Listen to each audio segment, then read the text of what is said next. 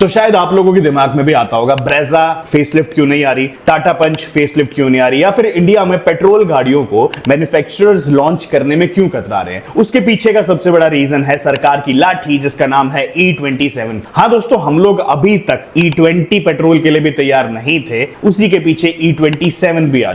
चलिए सब चीज छोड़ता हूं। सबसे पहले अगर आप लोगों ने आपकी गाड़ी की बुकलेट कभी देखी होगी, ये सामने देखो मारुति सुजुकी की गाड़ी है जिसपे साफ साफ शब्दों में लिखा हुआ है कि 10% से ज्यादा इथेनॉल मत यूज करना अपनी गाड़ी में, गाड़ी खराब हो सकती है। अब चलिए बहुत दूर नहीं जाते, 2 साल पहले की गाड़ियां यानी कि 2023 की गाड़ियां जिनमें E20 साई की फ्यूल लिड पे भी लिखा था, तो इस पे भी साफ साफ शब्दों में लिखा हुआ है कि no more than E20 fuel should be used in this car, यानी कि 20% से ज्यादा इथेनॉल नहीं होना चाहिए। और अगर आपको आपकी गाड़ी की परफॉर्मेंस या फिर किसी और चीज में इशू लगता है तो आप नॉर्मल पेट्रोल पे वापस चले जाओ। एंड अगर आप E20 से ज्यादा चलाते हो या अपनी गाड़ी में डलवाते हो तो आपकी हम लोग वारंटी वॉइड कर देंगे। अब एक मेरे जैसा कस्टमर जिसने ऑलमोस्ट एग्जांपल लगा लीजिए कि मैंने 2023 में ब्रेजा ली है, अब वो गाड़ी E20 के साथ आती है, बट सरकार तो ऑलरेडी E27 लाने की तैयारी कर रही है, तो मेरी गाड़ी की तो वारंटी वॉइड हो जाएगी, क्योंकि इंडिया के इतने सारे फ्यूल पंप्स जो हैं उन सब में तो E20 पेट्रोल मिल रहा है और थोड़े दिन बाद E27 पेट्रोल भी मिल जाएगा। तो दोस्तों ये कोई छोटी मोटी दिक्कत नहीं है, ये बहुत ही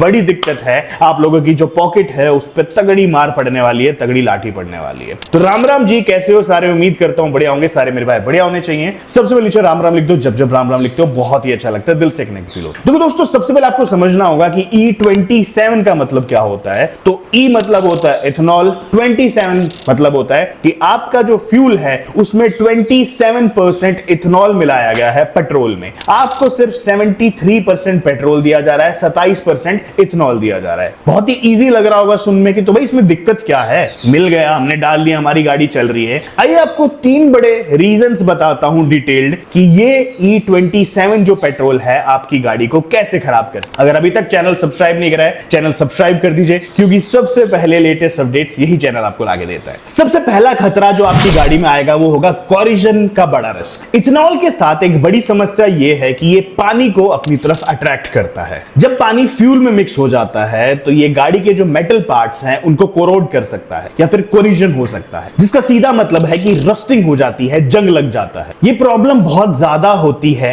कुछ चुनिंदा पार्ट्स में, जैसे फ्यूल टैंक, फ्यूल पाइप और इंजेक्टर्स जैसे पार्ट। और अगर आपके पास एक पुरानी गाड़ी है जो E20 के लिए भी तैयार नहीं थी, यानी कि अराउंड 2020 या 21 के पास, तो आपकी गाड़ी में रबर सील्स एंड गैस्केट्स भी खराब हो सकते हैं, क्योंकि वो हाई इथेनॉल परसेंटेज के लिए बनाए ही नहीं गए हैं। अब चलिए इसका एक आपको छोटा सा एग्जांपल दे देता हूं। मान लो आपके पास 2010 की एक मारुति सुजुकी स्विफ्ट है, आप उसमें E27 पेट्रोल डलवा देते हैं और कुछ महीने बाद फ्यूल पंप लीक करने लगता है या इंजेक्टर्स ब्लॉक हो जाते हैं, तो इसको रिपेयर कराने में आपको मिनिमम 15 से 20 हजार रुपए देने पड़ेंगे। और यहां पे 2010 की गाड़ियों की बात नहीं, 2015, 2016, 17 गाड़ियां जो E15 से ज्यादा पेट्रोल नहीं संभाल पाती थी, अगर आप उनमें भी ये E27 पेट्रोल डलवाएंगे तो 15-20 हजार का खर्चा हर दूसरे तीसरे दिन आपको आएगा। सबसे बड़ा सेकंड रीजन E27 पेट्रोल जो आपकी गाड़ी को खराब कर सकता है वो है नॉकिंग का डर। देखो, इथेनॉल की जो ऑक्टेन रेटिंग होती है वो पेट्रोल से थोड़ी डिफरेंट होती है। जब आप E27 जैसे हाई ब्लेंडेड पेट्रोल यूज करते हैं तो इंजन में नॉकिंग हो सकती है। अब नॉकिंग क्या है? ऐसी कुछ आवाजें आपको सुनने में आ सकती हैं, और ये तब होता है जब फ्यूल इंजन में सही टाइम से ना जाए, ठक ठक कट कट जैसी आवाजें भी सुनाई दे सकती। हाँ, ये लगती तो आपको एक छोटी सी प्रॉब्लम है कि क्या हो गया, थोड़ी देर बाद ये आवाज ठीक हो जाएगी, बट कुछ टाइम बाद जब ये रिपीटेडली होगा तो आपकी गाड़ी के जो पिस्टन्स एंड वॉल्व्स हैं उनको ये खराब कर देगी। अब इसका भी एक एग्जांपल दे देता हूं। सोचो आप हाईवे पे गाड़ी चला रहे हो और अचानक से इंजन से आवाज आने लगे, एक्सेलेरेशन कम हो जाए और कार मिसिंग मार के या रुक रुक के चले, तो समझ जाना आपकी गाड़ी में E27 ने पॉइजनिंग कर दी है और अब आपकी गाड़ी जाएगी स्क्रैप। ये गाड़ियां तैयार करी गई हैं कि आप E20 पेट्रोल इन्हें डलवा सकते हो, बट बहुत सारे लोग हैं जिनको कम एक्सेलेरेशन का, पिकअप का इशू या माइलेज नहीं देती गाड़ियां, ऐसे सारे इश्यूज आते हैं। बट चलिए ये एक छोटा सा डर है या फिर एक छोटा सा ये माइंड है। तीसरा सबसे बड़ा डिसएडवांटेज है कंपैटिबिलिटी का कंफ्यूजन। इंडिया में 2020 के बाद जितनी भी गाड़ियां बनाई गई हैं उन्हें BS6 नॉर्म्स के अंडर लाया जाता है, यानी कि E20 जैसे हाई ब्लेंडेड पेट्रोल जो हैं उनको वो गाड़ियां झेल सकती हैं या उनको सपोर्ट कर देती है। तो मैं ये तो नहीं बोलूंगा कि आपको इंजन नॉकिंग जैसा या कोलिजन जैसा इशू आएगा, जाएगा, बट हाँ आप लोगों ने महसूस करा होगा आपकी गाड़ी की एक्सेलेरेशन काफी कम हो जाएगी, आप लोगों को माइलेज काफी कम मिलती है। तो ये सारे E20 के ही डिसएडवांटेज हैं। अब सोचो जिस बंदे ने 2020 के बाद गाड़ियां ली है, उन लोगों की बुकलेट पे, जो मैंने आपको पहले भी बताया था, सरल शब्दों में लिखा हुआ है कि अगर आप E20 से ऊपर का पेट्रोल यूज करते हैं तो हम आपकी वारंटी वॉइड कर देंगे। अब चूंकि सरकार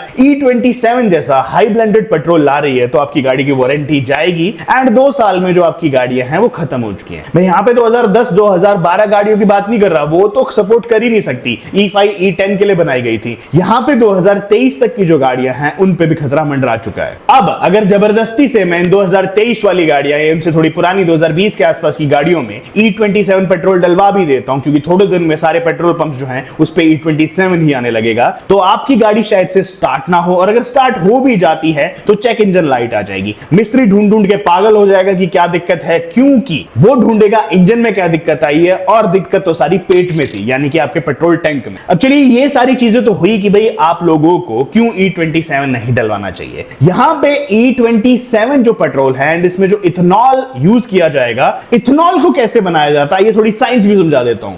देखो इंडिया में ज्यादातर जो इथेनॉल है वो रॉ मटेरियल जैसे कि शुगर केन से बनाया जाता है। हाँ कभी कभी मेज या ग्रेन्स भी यूज हो जाते हैं, बट मेजोरिटी जो है वो शुगर केन ही यूज की जाती है। सबसे पहले शुगर केन को क्रश करके उसका जूस निकाला जाता है, फिर उसके बाद उसमें ईस्ट डाला जाता है जिससे फ्रेगमेंटेशन होती है। 2-3 दिन तक ये प्रोसेस चलता है एंड उसके बाद आपका इथेनॉल बन जाता है। और एक चीज आपको बताऊं, 1 लीटर इथेनॉल बनाने के लिए लगभग 2000 से लेके 3000 लीटर ऑफ वाटर यूज होता है। तो सोचो किस अमाउंट में वाटर वेस्टेज हो रही है। अब देखो दोस्तों, ऐसे तो ये बहुत डिटेल्ड वीडियो में बना सकता हूं, बट ऑब्वियस सी बात है मैं गाड़ियों की यहां पे बात कर रहा हूं। तो E27 आने के बाद आपकी जो गाड़ियां हैं उन पे बहुत ज्यादा खतरा मंडराएगा। अब इसका सोल्यूशन क्या है? इसका देखिए हाल फिलहाल तो एक ही सोल्यूशन है जितना मैं समझता हूं कि अगर कोई, अब इसका सोल्यूशन क्या है? देखिए एक सोल्यूशन मैं समझता हूं कि जितने भी मैन्युफैक्चरर्स, एटलीस्ट जितनी भी गाड़ियां वारंटी में है उनको गाड़ियां रिकॉल करनी चाहिए, एंड जो भी कंपोनेंट्स इन E27 पेट्रोल से वेयर एंड टियर हो सकते हैं उन सबको रिप्लेस करना चाहिए, ताकि जो गाड़ियां हैं वो E27 कंपेटेबल बन पाए। मैं जानता हूं ये बहुत लार्ज स्केल पे हो सकता है और इतना शायद प्रैक्टिकल एंड पॉसिबल भी ना हो, बट देन अगेन हमारा क्या कसूर जिन लोगों ने